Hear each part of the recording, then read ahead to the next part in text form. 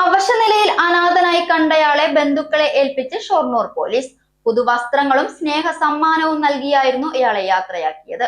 ബുധനാഴ്ച ഷൊർണൂർ കല്ലിപ്പാടം കാർമൽ സ്കൂളിലെ മതിലിനോട് ചേർന്ന് അവശനിലയിൽ കിടന്നയാളെ ഷൊർണൂർ ഡിവൈഎസ്പി ആർ മനോജ് കുമാർ കണ്ടെത്തി വാഹനത്തിൽ കയറ്റി ഓഫീസിലെത്തിച്ചിരുന്നു.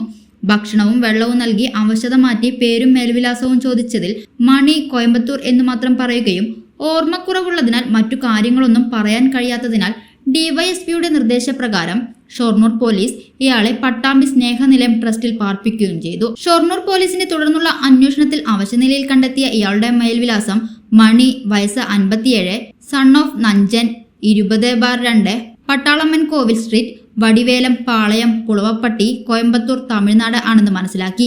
ശേഷം മണിയുടെ മകനെയും കണ്ടെത്തി.